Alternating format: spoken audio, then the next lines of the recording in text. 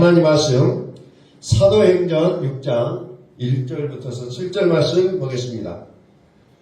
그때 제자가 더 많아졌는데 헬라파 유대인들이 자기의 과부들이 매일 구제에 빠짐으로 히브리파 사람을 원망하니 12사도가 모든 제자를 불러 이르되 우리가 하나님의 말씀을 내쳐놓고 접대를 일삼는 것이 마땅하지 아니하니 형제들아 너희 가운데서 성령과 지혜가 충만하여 칭찬받는 사람 7을 택하라. 우리가 이 일을 그들에게 맡기고 우리는 오로지 기도하는 일과 말씀 사역에 힘쓰리라 하니 온 우리가 이 말을 기뻐하여 믿음과 성령이 충만한 사람 스데반과 또 빌립과 브루고로와 니가노르와 디몬과 바베나와 유대교에 껴있던 안디옥 사람 니골라를 택하여 사도들 앞에 세우니 사도들이 기도하고 그들에게 완수하니라.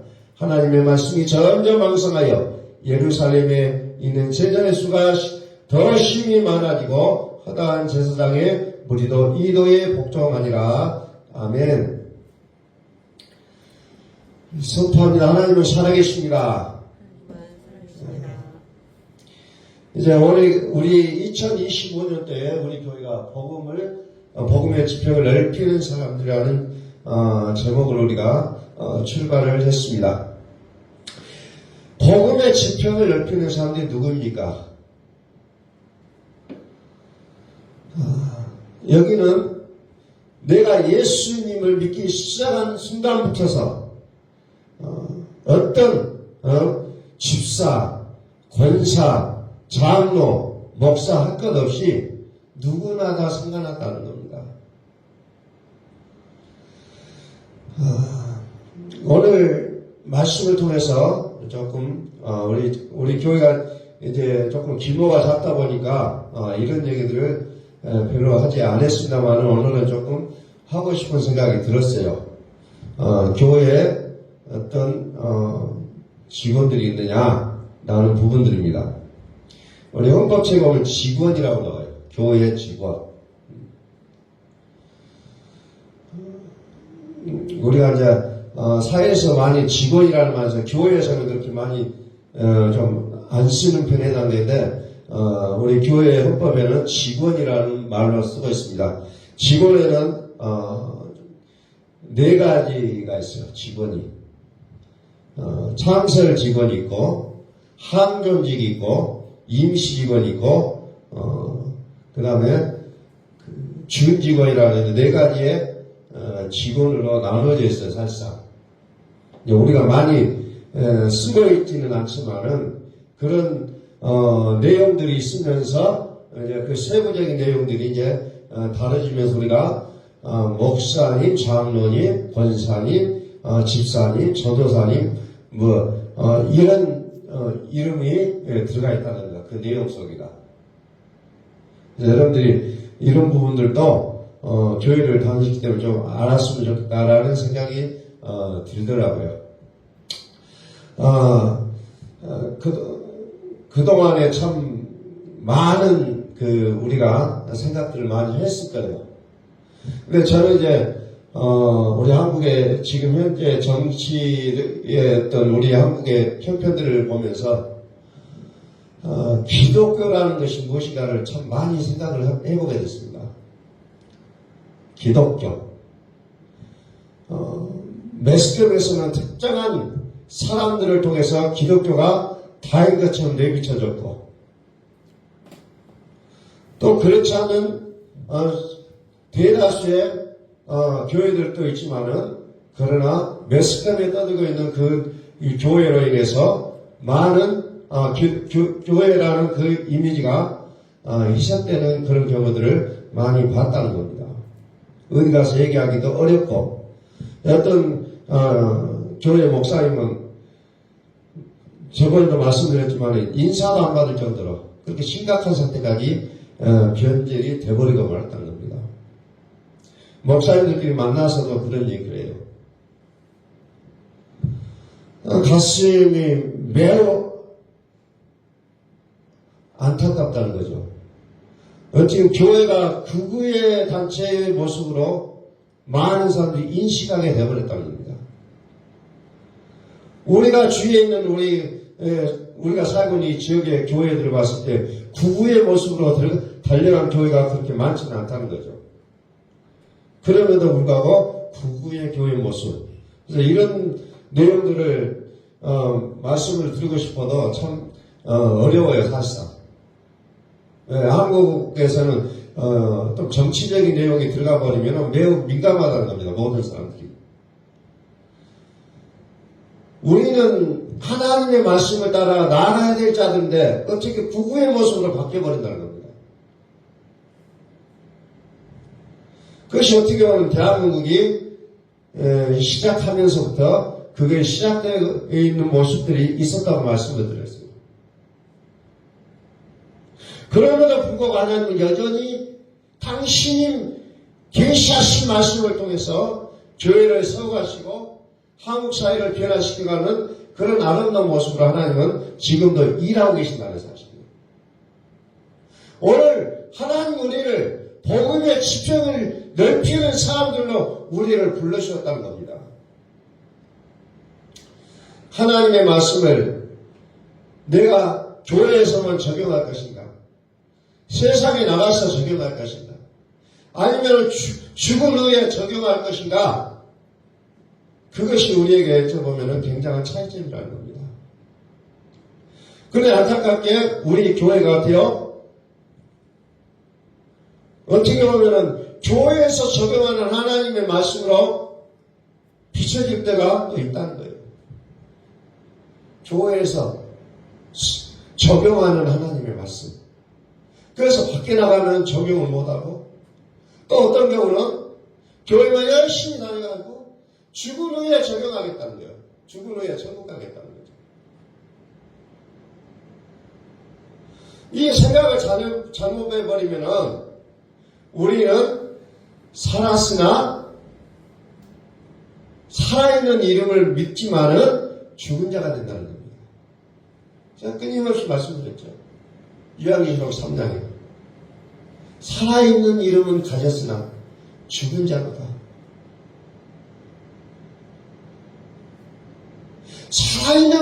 살아있는 이름을 가지고 우리는 세상에 나와서 살아있는 이름으로 사셔야 된다는 겁니다. 살아있는 이름. 그게 뭐요? 세상 속에서 하나님의 말씀을 적용하며 살자는 거예요. 사실은 그게 어려워요. 그러나 우리는 사도행전에 나와 있는 교인들처럼 어때요? 날마다 하나님의 말씀을 상고한다는 거죠. 매일매일 묵상하고 연구하고 또 해서 내가 세상 속에서 어떻게 살 것인가. 그동안 그 운동을 하기 위해서 한국 사회가 키티 운동도 하고 많은 훈련을 했지만은 그것도 한계가 좀 있었어요. 얼마 전에 키티 운동을 통해서 좀 자세히는 모르지만 하여튼 목사가 되신 여자분이 계시는데 정말 그 말씀 운동을 그 키티 운동을 정말 정신들 때부터 열심히 했는데 그 큐티로 목차겠다고 목사가 됐는데 그분 하는 말도 국으로 돌아가고 있다는 거예요. 국으로. 그렇게 매일매일 성경을 읽고 적용하겠다고 막 쓰고 빽빽하게 쓰고 막 이렇게. 저도 그거 옛날에 해봤습니다만은 그렇게 했는데도 불구하고 구구의 대변자 같은 설교를 하고 있더라고요.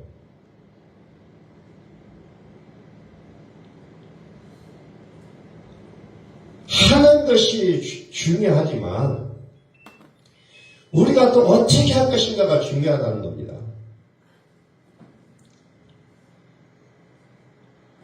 그래서 신학도 중요했었고 또 성경을 가르쳤던 목사님들도 중요했었고 또 중요한 건 뭐예요?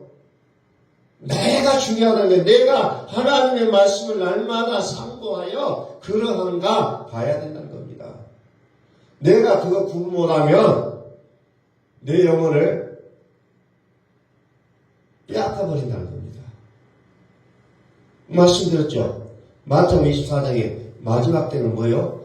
그리스도라고 하는 자가 여기도 있다 저기도 있다 수많은 데서 그리스도라고 하는 자가 나타난다 했잖아요. 그러나 너희는 나가지 말라. 결국은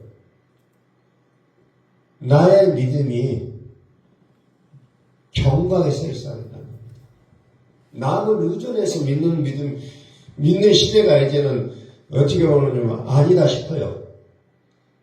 내가 나의 믿음을 챙겨야 되고, 내가 하나님의 계시의 말씀을 성령의 감동에 의하여 깨달아야 된다는 겁니다. 앞으로 가면 갈수록 더 심해져요. 오늘 은혜의 찬송을 부르면서 참 그렇구나 하는 생각이 들어요. 그렇구나.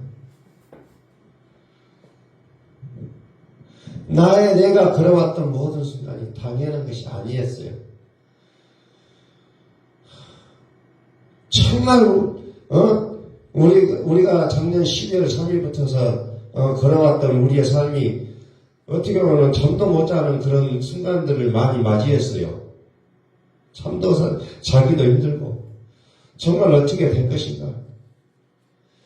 그 중에 또 기독교에 대한 그 비판의 여론들은 너무너무 많이 들려오고, 안타까운 우리 교단의 총회 목사님, 진경 총회장이었던 총회장을 거쳐왔던 목사님도 그냥 막 부부의 그쪽에 막 대변을 하고 있는 그런 시국선을 하는 것을 보고 깜짝 놀랐다는 겁니다.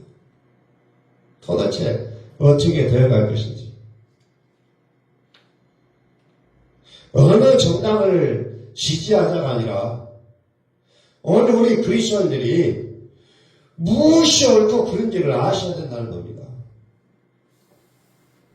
우리는 호남에 있으니까 더불어민주당이다. 또 영남에 있는 사람들은 무조건 국민의힘이다. 이게 아니라는 거죠. 우리 기독교인들이 어떻게 우리 기독교인들은 그런 것이 아니라 진리의 말씀의 편에 서는 훈련을 우리가 날마다 하셔야 된다는 겁니다. 진리의 말씀 위에 서가는 훈련들.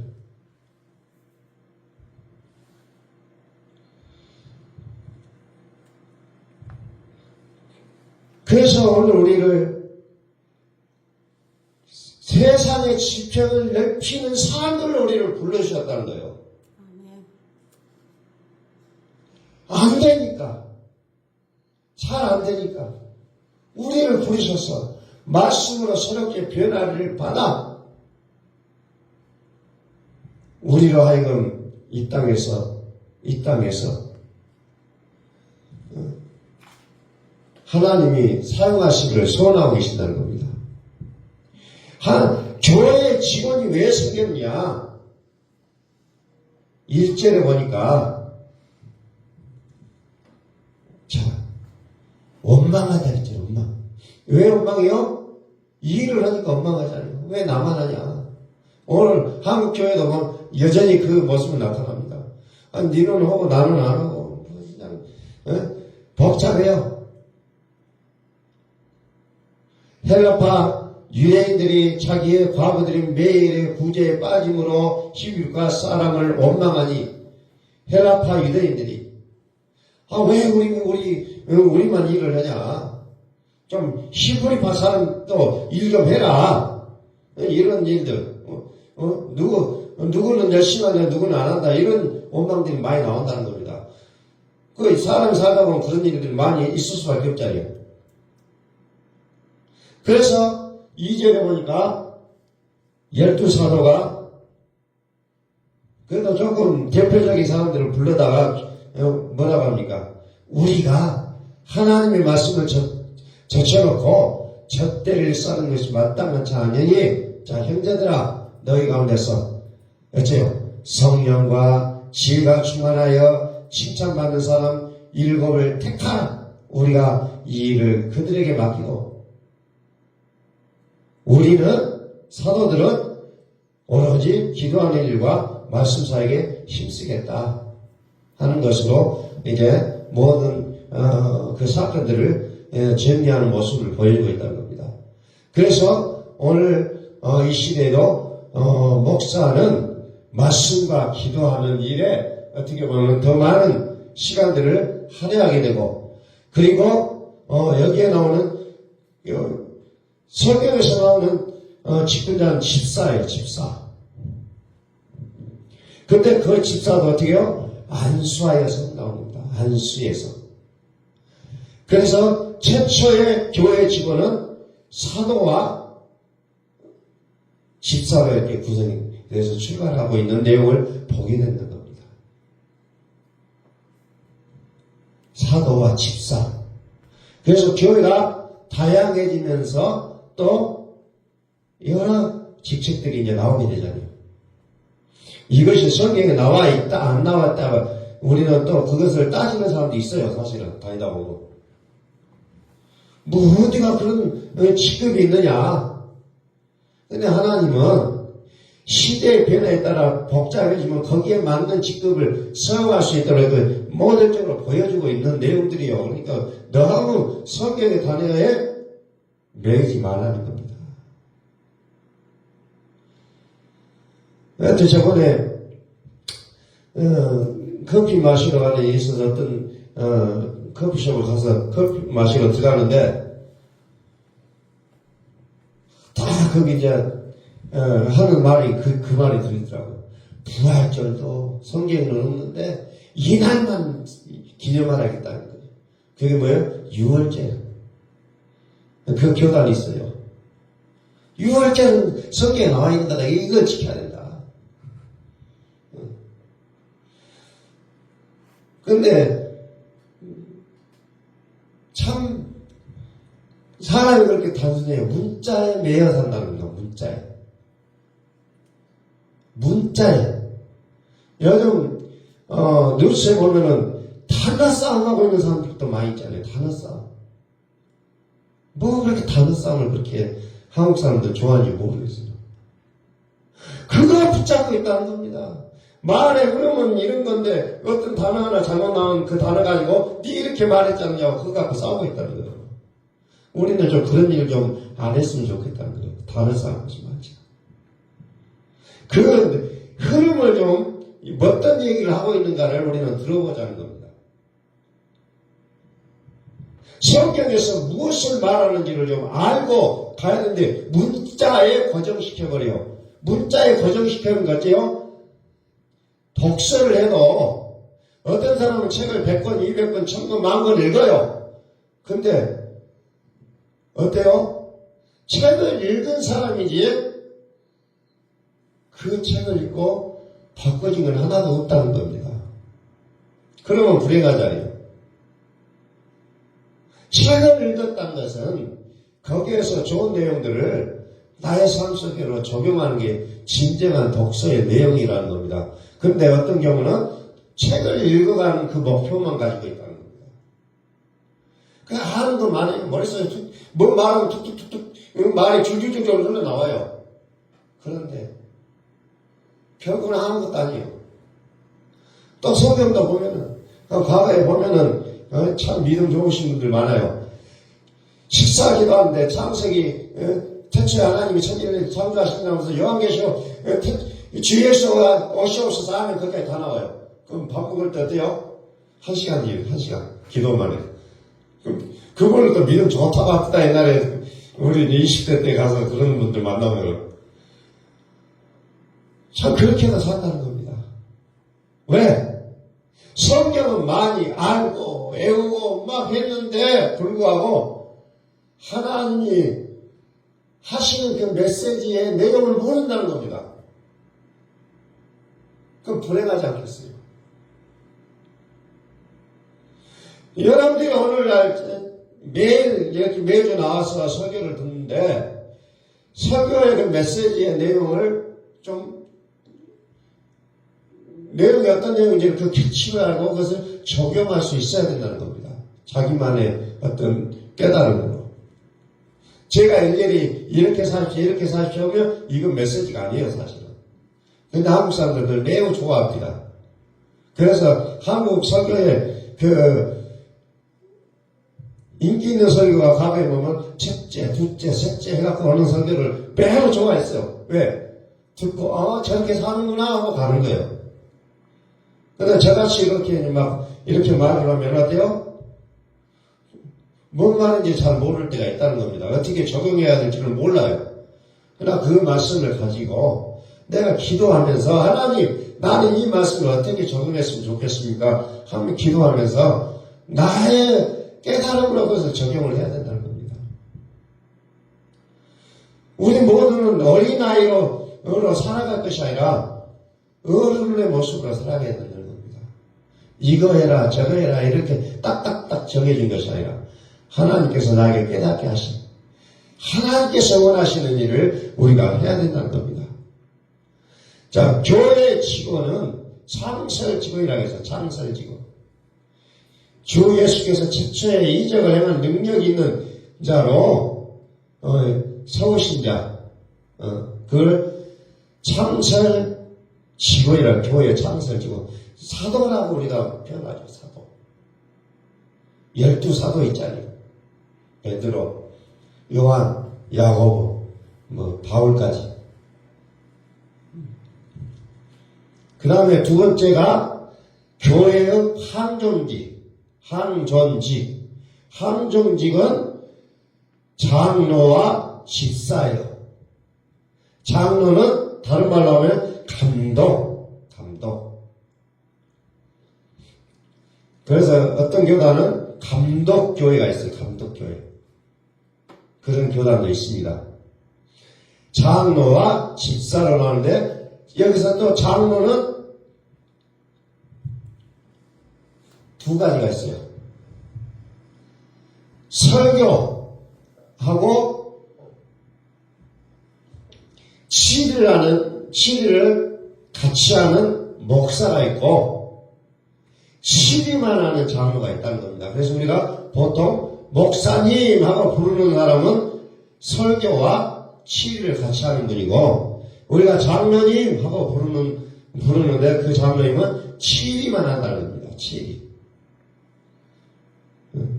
그래서 항존직은 장로와 집사로 이렇게 되어 있다는 거죠. 그래서 이 항존직은 성경에도 안 나왔지만 교회 헌법으로 만 70세까지만 해라 이렇게 정해놨다는 겁니다. 만 70세.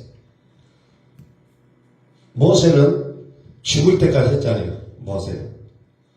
그러나 현대 와서는 만 70세까지만 하라 이렇게 정해놨습니다. 그래서 자연히 은퇴를 해야 돼요. 만 70세가 되면.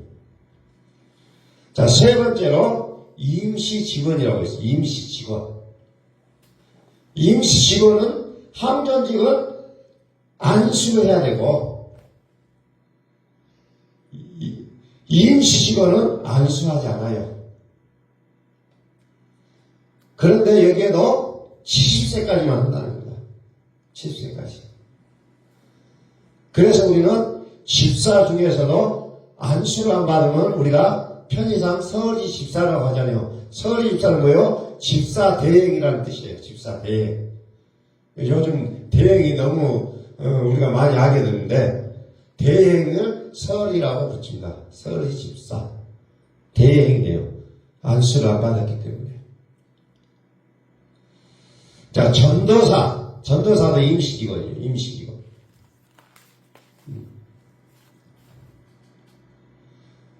전도사. 여러분 이제 신학생이나 신학 졸업자. 그 노예가 이것을 인가를 해줍니다. 노예가 인가하되 특별한 경우는 또 교회에서 그냥 할 수도 있어요. 전도사는. 그 다음 전도인, 요즘은 별로 없는데 옛날에 전도인이 있었어요. 이 직책은 불신자에게 전도하는 자. 요즘 같으면 이제 전도팀으로 바꿔서 하죠, 사실은. 전도팀. 그러니까 노방전도도 하고, 가정방문 전도도 하고, 길거리에 서가지고 또 전도지도 나눠주고, 사탕도 나눠주면서 전도하는, 요즘은 전도팀을 운영하지 전도인이라고는 요즘은 잘 하지 않고 있어요. 그 다음에 권사가 나오죠. 권사. 권사도 임시 직원이에요. 그래서 권사는 만 45세 이상 교회에서 투표해가지고 3분의 2가 찬성을 해야 권사도 될 수가 있어요. 3분의 2. 그래서 권사는 무엇을 하느냐? 당의 지도대로 교회를 방문하고 병환 자와 곤란을 당하는 자와 연약한 교회를 돌아보는 일을 한다. 그래서 보통 권사님들은 신방 다닐 때 같이 다니시고 또 신방도 하는 그런 부분으로 권사님들의 일들이 이렇게 지금 진행이 되고 있습니다.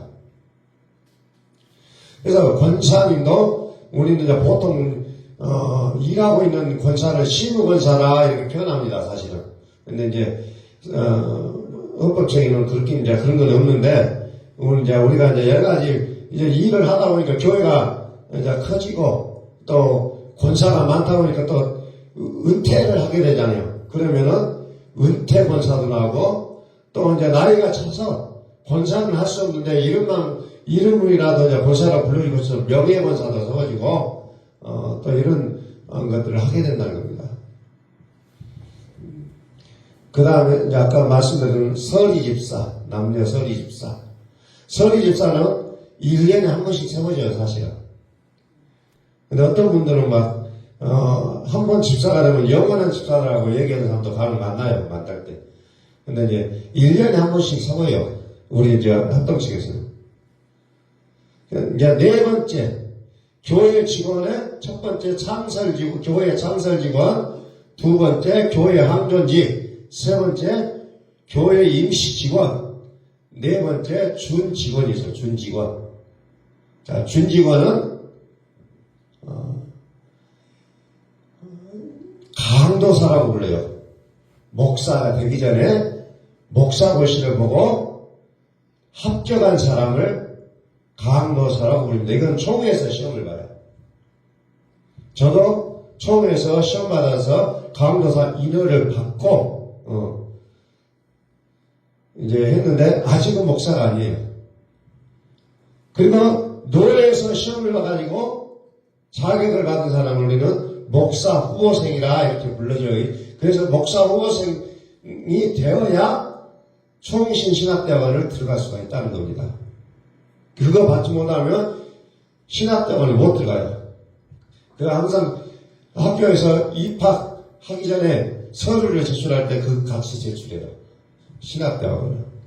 그래서 목사 후보생 고시를 반드시 봐야 이제 신학대학원을 들어갈 수가 있어요. 그래서 강도사, 목사 후보생은 개인적으로는 어떤 교회 당의 관리를 받고 직무상으로는 또 노예 관리를 받게 되는 이중의 그 관리가 있어요. 이제 목사는 노예 관리를 받게 되는 거죠. 노예. 이런 부분들로 교회 직원들이 나오고 있는데 이것은 우리 헌법에 기록된 내용들이에요. 그래서 여러분들 이런 부분들도 좀 알고 교회를 다니시는 것이 좀 도움이 되겠다 싶어서 제가 알려드리고 싶었습니다. 그래서 오늘 성경에는 목사와 집사는 좀 일을 구분하자는 겁니다. 왜? 한 사람이 다 할 수 없고 또 저는 정해놓지 않으면 막 그냥 중구난방이 되버리잖아요. 여러분들이 일을 해보셔서 알잖아요. 정해져야 그냥 일이 딱 순리대로 진행이 되게 돼 있다는 거죠. 그래서 초대교회 때부터서 그것을 이제 각자 임무들을 수행할 수 있도록 정해놓고 일을 하게 한다는 겁니다. 그래야 다툼이 없고 엉망이 없고 교회가 잘 이제 돌아갈 수 있기 때문에 이렇게 하고 있는 내용들을 초대교회에서부터 나오고 있다는 겁니다. 교회가 원망하고 불평하고 있으면 전도가 안 돼요. 여러분들 많이 느끼잖아요. 교회가 시끄러운데 전도가 되겠습니까? 밖에 가서 전도하면 누구나 잣살하라 그래요. 누구나 잣살하라. 오늘 교회에 그냥 시답지 않은 사람들이 그냥 강함을 해서 여의도에서 막 떠들어대싸니까 자 교회 저런 교회를 왜 가냐. 교회 다니는 사람이 불쌍하다 이렇게 얘기해버리잖아요. 얼마나 안타깝습니까? 현 시점이. 뭐 또 거기까지 안 가도 우리가 어떤 교회는 막 시끄럽더라. 막 그런 거 보면은 사람 얼마나 험담들 많이 합니까? 교회가 싸움이 나고. 앞으로 시대가 교회 싸움이 나는 것이 더 많아질 것 같아요. 계속해서. 이제 그동안에 담임 목사가 은퇴하고 나고 막 그러면은 막 시끌시끌해져요 교회들이. 왜? 하나님의 말씀으로 세워지지 않기 때문에 자꾸 자기의 생각으로만 평가하고 판단을 하게 돼 있다는 겁니다. 하나님의 말씀이 교회를 지도해 가야 되는데 사상과 사람의 생각으로 교회가 만들어지면 자꾸 문제가 일어날 수밖에 없다는 겁니다.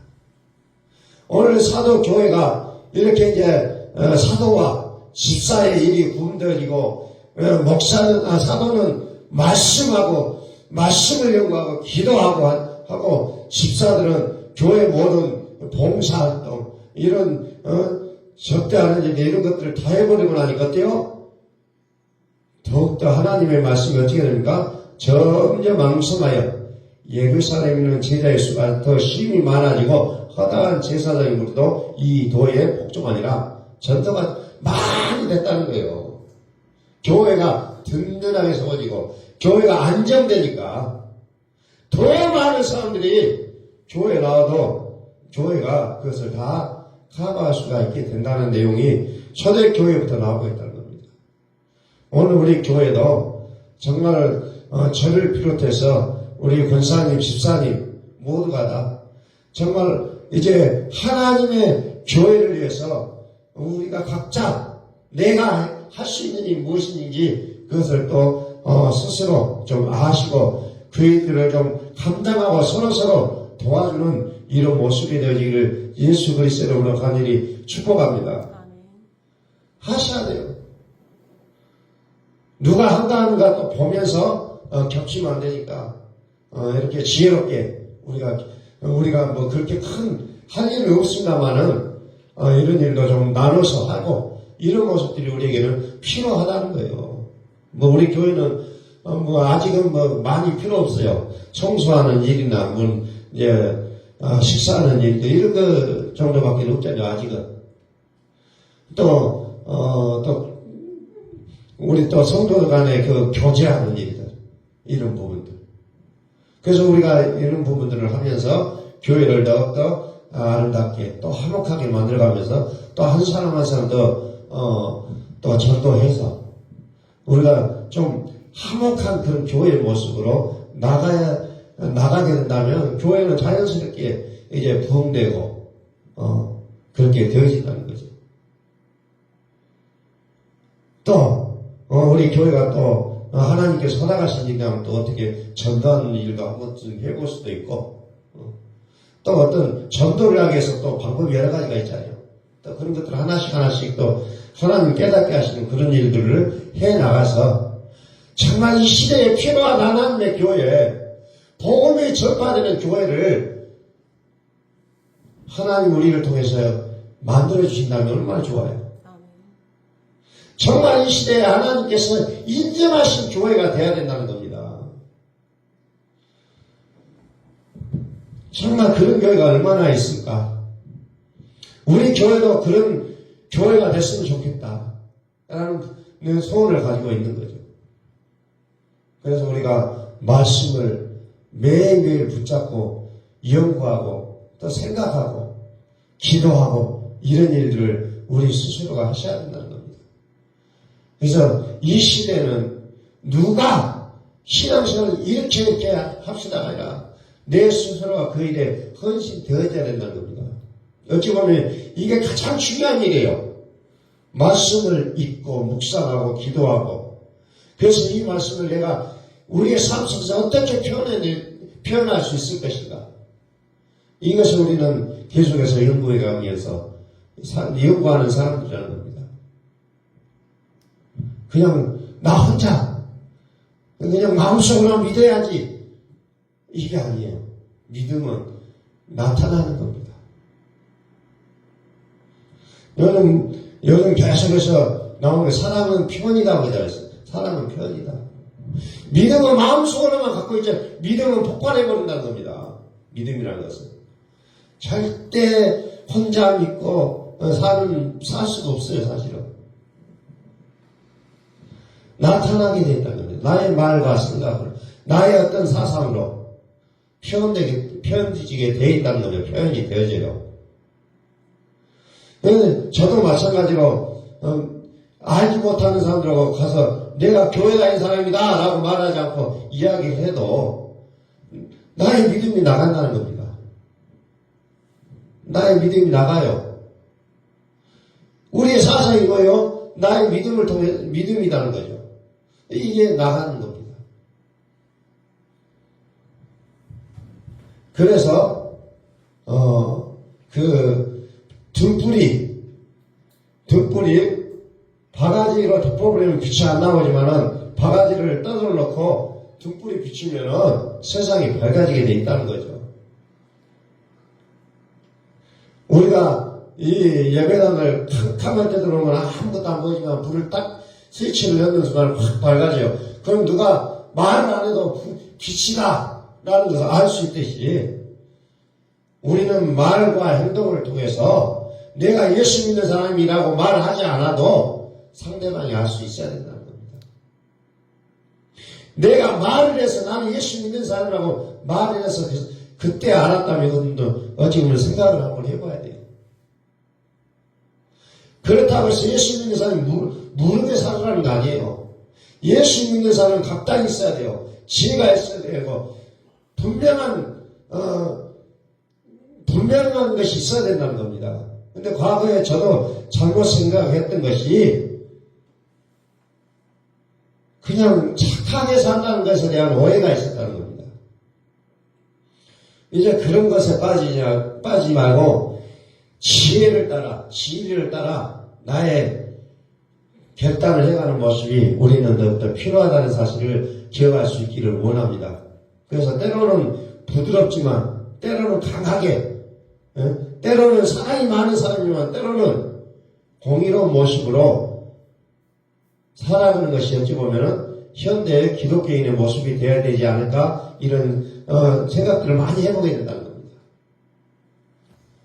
그래서 오늘 교회 직원을 우리가 살펴봤습니다만은 정말로 내가 하나님 앞에서 무릎 꿇고 기도하면서 내가 하나님의 교회를 위해서 무엇을 어떻게 할 것인가, 내가 하나님을 위해서 무엇을 어떻게 할 것인가를 우리는 구체적으로 좀 깊이 좀 생각해서 그 일에 헌신되어질 수 있는 우리 모두가 되실 수 있기를 예수 그리스도의 이름으로 축복합니다. 기도하겠습니다.